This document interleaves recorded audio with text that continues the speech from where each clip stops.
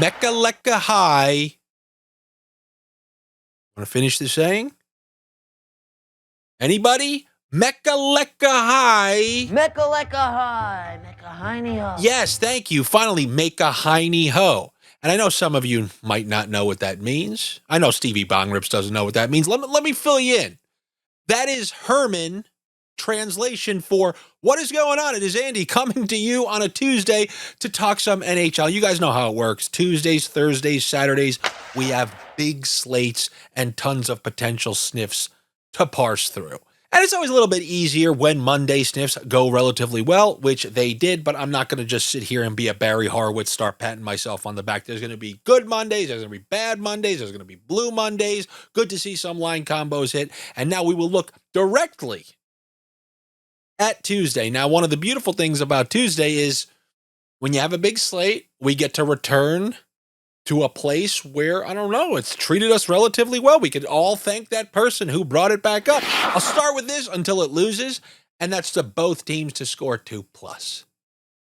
You pick 2 games on the entire NHL slate, both teams in that game to score 2 goals. If you can pick 2 correctly, you win, but usually like a +110 to +115 bet. So we've done it, I think, 3 times in a row, and we've hit each one. We haven't lost one yet. No pressure. I don't care because I use the same exact formula. Show me some scam teams, show me some roller hockey teams, and I'll be on my merry way, and those are my 2 games. So the first team, I keep kind of saying, well, should I put them in there? All right, let's put them in there. And they've come through for us. I'm going to do the same exact thing. We got the Buffalo Sabres, albeit they're missing some players. Zucker is out. Benson's out. We'll see. I know they missed practice. Maybe they'll be available for the game. But the Buffalo Sabres at home against the Utah, Phoenix, Arizona Coyotes. Don't forget, everybody loves a good revenge narrative, but you had the trade that took place, Peterka, then you had Doan going the other way. They're both going to be taking part in this game. All I need in this game is both teams to score 2+. That's one game that I'm definitely going to put in there. That's one that I feel like you might nix because you know how I feel like we always agree on one? Like we agreed on the, I think it was like the Avalanche game, or we agreed on the Sharks game last week. I feel like we could all agree. Actually, I don't care if any of you agree. And that is the roller hockey Montreal Canadiens versus the Philadelphia Flyers. You look at the Canadiens, you're getting full roller hockey. I know if you're a Canadiens fan, do you talk like this? Do you have the French? Are you Pepe Le Pew? I don't know, but I do know you're very excited, as you should be, to watch this offensive team out there. Everybody loves to have an offensive team. The Florida Panthers used to have an offensive team. Number 1 offense in the history of the NHL, and then they got swept in the playoffs and had to change their whole philosophy. But you get to enjoy those seasons when you have a good offense. That's exactly what the Montreal Canadiens have. Tons of scoring, tons of conceding. Even if a game is like 2-0 in the third period, like it was against the Kraken, Kraken score 2 goals, 3 goals, and ends up being a 4-3 game. Then you have the Ottawa game. That one looks like it's going to be a low-scoring game. 3-3 in the third, 4-3 in overtime. All these Montreal games, whether they go up or they're trailing, I feel relatively confident that both teams are going to be getting 2. So that's going to be my second team. Those are my 2 games in the both teams to score 2+. And I know we all should be looking at that Colorado Avalanche Tampa Bay Lightning game. I don't know. I'm treating that as my minesweeper. I feel like that should be a game we just toss right into the both teams to score 2+. But I'm going to choose not to. I don't know why. Sometimes you guys like your gut feelings, right? Trust your gut. Take money lines. Take totals. Speaking of which, I know I open up every day saying money lines, donkey lines, all this, but I just want you to realize where this is coming from. You can take a look at that Toronto Maple Leafs game yesterday. As I told you before, if this was a real game, if this was a playoff series, Toronto's going to wipe the floor with Pittsburgh. Do you see how many teams lollygag through so much of the first portion of the season? If you don't believe me, forget about that game where the Toronto Maple Leafs say, oh, we need to score some goals and just blitzkrieg them in the third period. Look at the standings in the Eastern Conference. There's not a single team under 500. Every team from first to worst is a tick over 500. Everybody from these Philadelphia Flyers to the New York, just name a team. And they're all over 500. That's the definition of fake hockey. Anybody can win on any night, and you could be fortunate to pick donkey lines. I thought St. Louis had a good chance of winning that game yesterday. They happened to win. It was 2-2. Could have went the other way late in the third. I thought Toronto was going to be able to win, but they were down 3-0. Donkey lines, money lines, they're just treacherous waters. There's no need to screw yourself when you can just find there's just a little Evangelista point with a Shea assist plus 500. No big deal. Just get it like that. I think that's a way safer route to go than trying to pick some money lines on this. If you need me to, I'll always try to toss you my 10 years ago pizzeria picks that I would be saying, I think this will happen. I think this will happen. October's over. So, Stevie Bongrips and the October Warriors, they're playing the Vegas Golden Knights in Vegas. I feel like Vegas should win this game. And I would take Vegas in the under 7.5, which you can get at plus 100. And then going back to that Montreal game, because Montreal just gives up so many chances, so many goals, I'll take the Philadelphia Flyers over 2.5 goals. Those are my pizzeria picks that I'm not putting a single dollar on of my own money. Nothing. Those would be some of my pizzeria picks. But on to some real sniffs and ways that we can try to kind of whack some nicely with some point props and some same game parlays like we did yesterday. So the first thing I want to say is this is going to be that part where I ask for your help. One of my gut feelings is that Dallas against Edmonton, who played the previous night, they just played against the Blues. Dallas is going to be at home against the team who eliminated them from the playoffs. I typically like taking things or props or, dare I say, money lines from the team that was eliminated to beat the team. Because it usually means so much more to the team who got eliminated by the other team than the Oilers. Or the Oilers, I swear to you, I went to an Oilers game. I got to see them from row 5. These guys, when I say mail-ins, I urge you to go to an Oilers game if you can. These guys are just lollygagging out there. It's like, we need 2 or we're going to get no points. And then they scrape together a couple goals. It is insane watching how much they are just kind of lollygagging out there. And I know you're thinking, is this turning into the NBA? No, teams who had to go through that massive 3-month NHL grind and who have done it in multiple years, I actually give them the full okay. I give the Panthers a big okay. I give the Oilers a big okay. I even give teams like the Leafs, who they're constantly in the playoffs, constantly getting in these 7-game series. I even give them the opportunity to just mail in the early part of the months. But in this game here, my gut was telling me this Dallas Stars top line, because they are missing Rupe Hintz, they're missing Jamie Benn, and they decided over the weekend in practice, we're putting Rantanen, Wyatt Johnston, and Robertson all on the top line. I feel very confident they're going to have a good game. The problem? There are pretty awful point prop prices across the board on all 3 of those. Now, if we do the Andy formula, who's the most likely guy to defer on a 3-on-1? It's actually Mikko Rantanen. Who's the next best player on the line? Probably Robertson. So see what we can get with 2 points for Robertson, 1 point for Johnston, and an assist for Mikko Rantanen. But if you can't do that because the no parlays are allowed, you're only on Bet Rivers, you can only take 1 player point prop or whatever, then I will go with Miro Heiskanen. Give me a point at plus 105 for Miro Heiskanen. I think he's the kind of guy who should be able to come through in this game. I feel like Dallas is going to be able to score a couple goals, and I feel like the top line is going to be responsible for most of them, because what I told you guys last week, you're at home, you can get that last change, get that Rantanen line out there in advantageous situations, hopefully early in the game when Edmonton's just kind of doing their mail-in. So I do think those Dallas Stars players are going to be able to come through, those top line players. You saw it at the end of that last game against the Florida Panthers. But give me Miro Heiskanen for a point against the Edmonton Oilers. And then I got to do it. I got to bring it up because it's just ridiculous.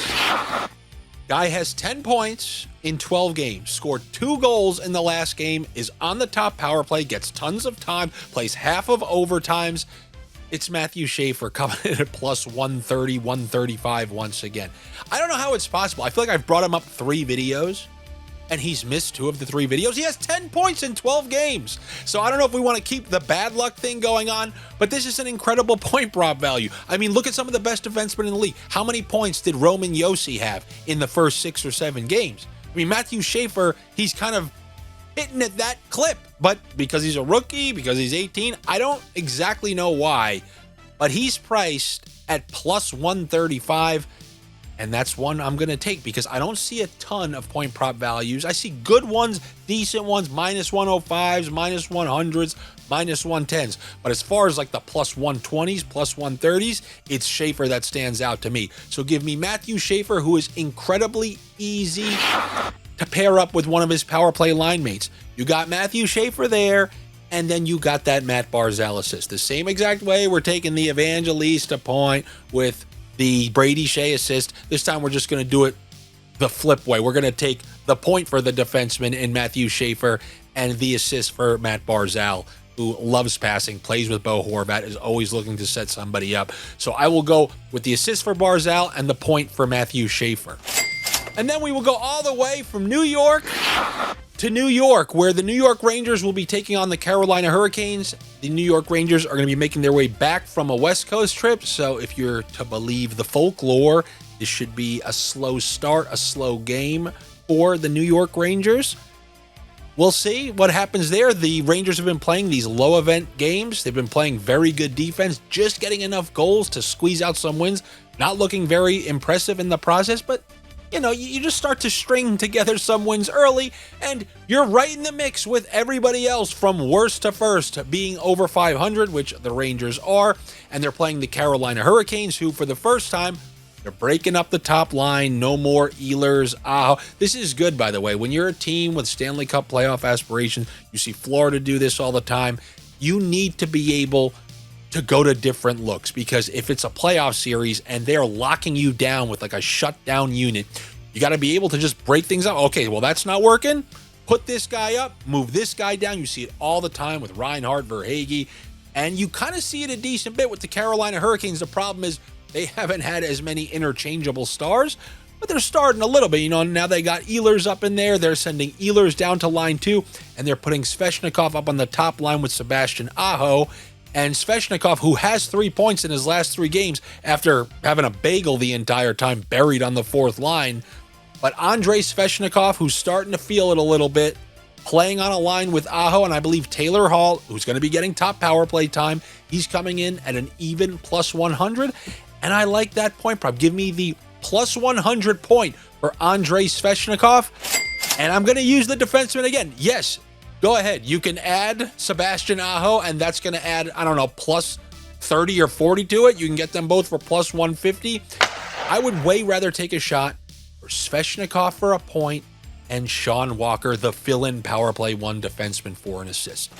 That's going to get you north of plus 400. And these are the types of little deli slices, karate chops, girls walking by you at the bar. You don't have to hit on her in front of anybody. You come in, you lean in, you give a little whisper. Hey, you want to? Oh, no big deal.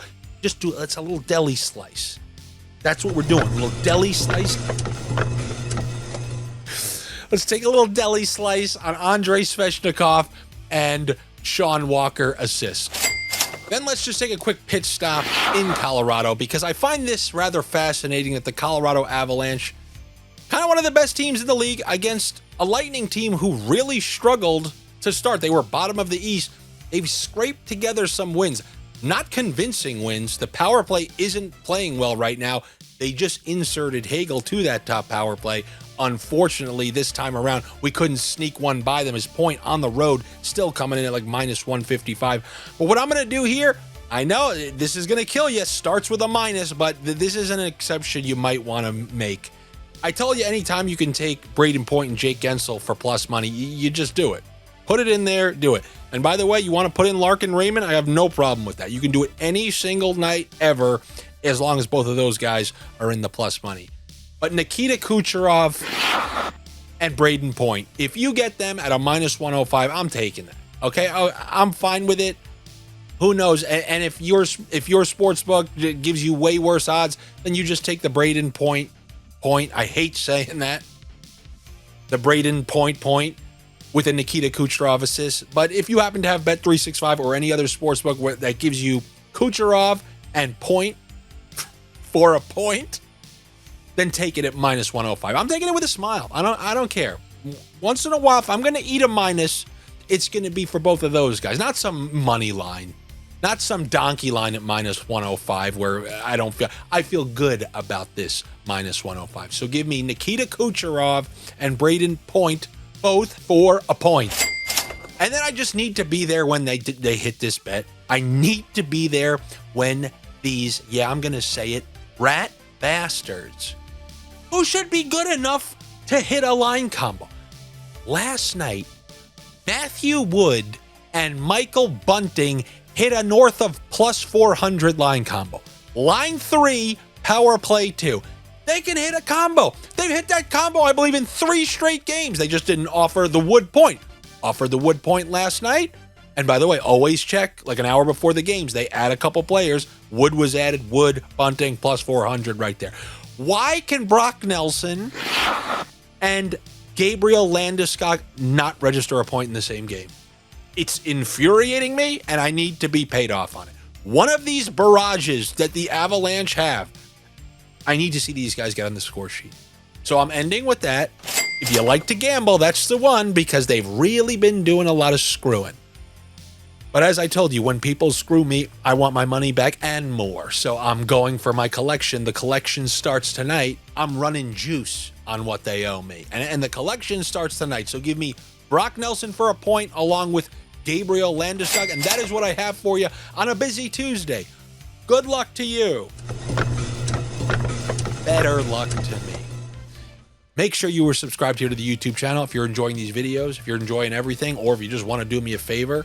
Want to do me a bigger favor? You know how it goes. You ask for a little favor, then, now you drive me to the airport. Can you do this for me? No, you don't need to drive me to the airport. I'm not asking you to get a new job. I'm not asking you to write cover letters.